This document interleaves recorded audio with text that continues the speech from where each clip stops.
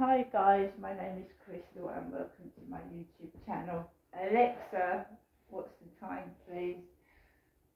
The time is 7:52 a.m. Alexa, what's the date today? It's Friday the 11th of February. And Alexa, what's the weather like? In Rochester, it's 2 degrees Celsius with clear skies and sun. Today, you can expect mostly sunny weather, with a high of 8 degrees and a low of 2 degrees. Right, as you know guys, I tell life how it is. I'm not miserable, I'm not moaning, I just tell you how it is. Sometimes life is not pleasant and you have to deal with the bits of bad as well as you deal with the bits of the good. So yesterday I came home from the hospital. I was driven home round the back of the flats and I came in the back entrance by myself, up in the lift, up the stairs, up to my flat. I came into my flat and one of the effects that I had when the blood was going through my veins was my nose on the left hand side started burning. It started having a burning sensation in the hospital. When I got home, my sense of smell, it felt like everything came to the forefront. I could smell everything. Of course, central heating dries up the flat. Gas central heating makes your flats all dry, and there's a smell to really dry stuff. Let me put it that way. So I come into my flat, there was a strong smell. Not nasty, it wasn't a nasty smell, it just smelled like dried up and hot and sort of overcooked smell. So I immediately, of course, I've got breathing problems at the moment, so I've shot up my nose, that stink, and the pain has died down under my ribs, but I still struggle to get air, which I'm doing now. So I've made myself a lovely cup of coffee this morning in this Hello Beautiful cup. I've put the lovely flowers in a Toby jug that somebody gave me on returning home from hospital, because all the shops, the League of Friends shop shuts at 8 o'clock in the hospital. So I was given a nice bunch of flowers. I was given a Costa coffee, and I had a bar of chocolate. So I was fine, and I'd eaten small amounts of things in the hospital, not large, small bits to keep me going. As you know, my mum kept ringing me, but she didn't come and see me. She stayed at home and she rested in bed and then got up and spoke to me and then went to bed. I'm choosing to have medical treatment because that's what I've been told I need. So I'm choosing to accept it. It is painful.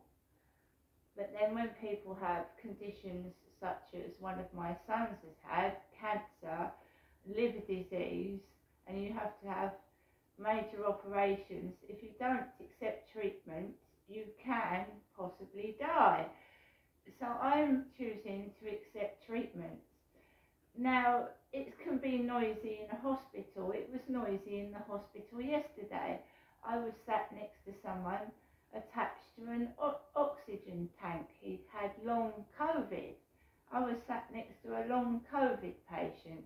He'd had his jabs, but he had long COVID and breathing difficulty, and the nurses were administering oxygen to him, and the oxygen tank was making really loud noises as it was going into the tubes, and I was sat right next to it. It was also freezing cold, sitting next to a tank of oxygen. It almost exploded, the bottle next to me. Well, it sounded like it was going to explode. It was making loud noises. The nurse apologised, it wasn't her fault. There was something wrong with the first oxygen tank, so he had to have another one. When you go onto a website about having a blood transfusion, you're supposed to have 24 to 48 48 hours rest.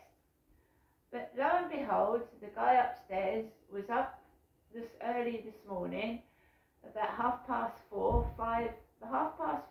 o'clock in the morning, pounding across where I go to sleep, up and down the ceiling.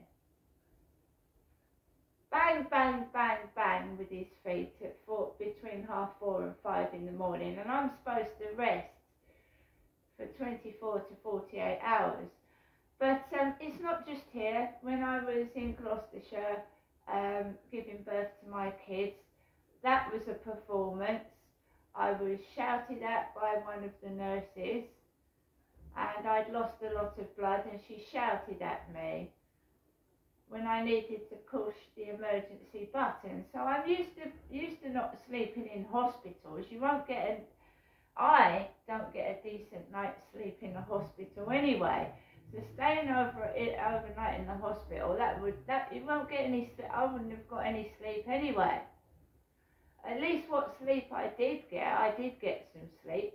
And when he was pounding across the ceiling in the early hours of this morning, I just laid down. I'm not getting up, getting cross. My dad probably would have killed him. My father had heart problems, and that upstairs probably would have killed him off sooner than before. But I mean, you've got to understand that people they're not doing it on purpose, because that would be cruel and nasty. Obviously the guy's not doing it on purpose. He hasn't got the knowledge to understand or think about anybody else but himself and his family. And I get that, it doesn't bother me, right? But just because somebody behaves like an animal, it doesn't mean that I'm going to return the favour. I'm just going to take it easy and sit down and just ignore people that do that to me. But it was noisy in the hospital, very noisy, and but I have anemia. It needs to be treated, and whether they bang, crash, scream, shout, whatever they do, I'm going to get the treatment I deserve. And everybody else deserves it as well. So, yeah, I was sat next to a guy with long COVID in the medical room.